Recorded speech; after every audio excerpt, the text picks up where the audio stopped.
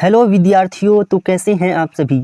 आज के इस क्लास में जीके से रिलेटेड 20 महत्वपूर्ण प्रश्न लेके आया हूं। ये सभी प्रश्न परीक्षाओं में कई बार पूछे जा चुके। चलिए वीडियो को शुरू करते हैं। प्रश्न संख्या 1 है, शुद्ध सोना कितने कैरेट का होता है। शुद्ध सोना कितने कैरेट का होता है। तो शुद्ध सोना की बात करें तो शुद्ध सोना 24 कैरेट का होता है। इस प्रश्न का सही उत्तर हो जाएगा विकल्प बी, शुद्ध सोना 24 कैरेट का होता है। अगला प्रश्न है, विश्व का सबसे ऊंचा जलप्रपात किस देश में स्थित है। विश्व का सबसे ऊंचा जलप्रपात किस देश में स्थित है। तो इस प्रश्न का सही उत्तर हो जाएगा वेनेजुएला। विश्व का सबसे ऊंचा जलप्रपात वेनेजुएला देश में स्थित है और इस जलप्रपात का नाम है एंजिल जलप्रपात। तो इसको भी ध्यान में रखिएगा आप लोग। अगला प्रश्न है, वायुमंडल में सर्वाधिक कौन सी गैस मिलती है।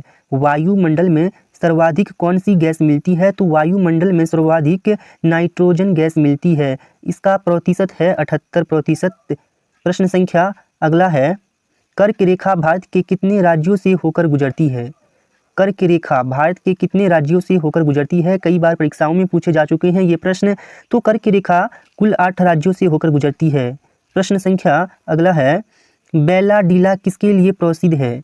बैलाडीला किसके लिए प्रसिद्ध है। मोस्ट इंपोर्टेंट प्रश्न है।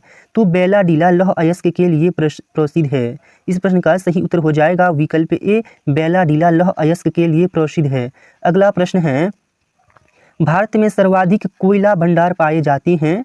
भारत में सर्वाधिक कोयला भंडार पाए जाते हैं। तो इस प्रश्न का सही उत्तर हो जाएगा झारखंड राज्य में सर्वाधिक कोयला भंडार पाए जाते हैं। अगला प्रश्न है, भारत में सबसे कम जनसंख्या वाला राज्य कौन सा है। भारत में सबसे कम जनसंख्या वाला राज्य कौन सा है। तो इस प्रश्न का सही उत्तर हो जाएगा सिक्किम राज्य भारत में सबसे कम जनसंख्या वाला राज्य है। अगला प्रश्न है, नोबेल पुरस्कार प्राप्त करने वाले प्रथम भारतीय कौन थे। नोबेल पुरस्कार प्राप्त करने वाले प्रथम भारतीय कौन थे। तो इस प्रश्न का सही उत्तर हो जाएगा विकल्प डी, रविंद्रनाथ टैगोर भारत के पहले व्यक्ति थे जिन्होंने नोबेल पुरस्कार प्राप्त किया। अगला प्रश्न है, माउंट एवरेस्ट पर चढ़ने वाली पहली भारतीय महिला कौन थी। माउंट एवरेस्ट पर चढ़ने वाली पहली भारतीय महिला कौन थी। कई बार ये प्रश्न परीक्षाओं में पूछे जा चुके हैं। तो इस प्रश्न का सही उत्तर हो जाएगा बछेंद्री पाल, विकल्प सी सही हो जाएगा इस प्रश्न का। अगला प्रश्न है, साइकिल का आविष्कार किस देश ने किया था। साइकिल का आविष्कार किस देश ने किया था। तो इस प्रश्न का सही उत्तर हो जाएगा जर्मनी, विकल्प डी सही हो जाएगा इस प्रश्न का। अगला प्रश्न है, उगते सूर्य की भूमि किस देश को कहा जाता है। उगते सूर्य की भूमि किस देश को कहा जाता है। तो इस प्रश्न का सही उत्तर हो जाएगा जापान, विकल्प बी सही हो जाएगा इस प्रश्न का। अगला प्रश्न है, शिक्षक दिवस किस दिन मनाया जाता है। शिक्षक दिवस किस दिन मनाया जाता है। तो इस प्रश्न का सही उत्तर हो जाएगा 5 सितंबर को शिक्षक दिवस मनाया जाता है। अगला प्रश्न है, किस भारतीय बैंक की सबसे अधिक शाखाएं हैं। मोस्ट इंपोर्टेंट प्रश्न है, किस भारतीय बैंक की सबसे अधिक शाखाएं हैं। तो इस प्रश्न का सही उत्तर हो जाएगा विकल्प सी, भारतीय स्टेट बैंक की भारत में सबसे ज़्यादा शाखाएं हैं। अगला प्रश्न है, भारत की सबसे ऊंची मीनार कौन सी है। भारत की सबसे ऊंची मीनार कौन सी है।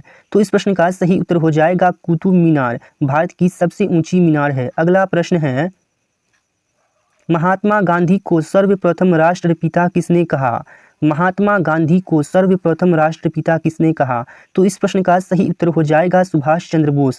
आप लोग कन्फ्यूज हो जाते हैं इस प्रश्न में। अगर पूछा जाए कि महात्मा गांधी को सर्वप्रथम राष्ट्रपिता किसने कहा, तो इस प्रश्न का सही उत्तर हो जाएगा सुभाष चंद्र बोस। लेकिन कहीं अगर ये पूछा जाए कि महात्मा गांधी को महात्मा किसने कहा, तो इस प्रश्न का सही उत्तर हो जाएगा रविंद्रनाथ टैगोर। यहाँ पे आप लोग कन्फ्यूज नहीं होइएगा, यहाँ पे ध्यान रखिएगा। अगर पूछा जाए महात्मा गांधी को सर्वप्रथम महात्मा किसने कहा, तो रविंद्रनाथ टैगोर हो जाएगा।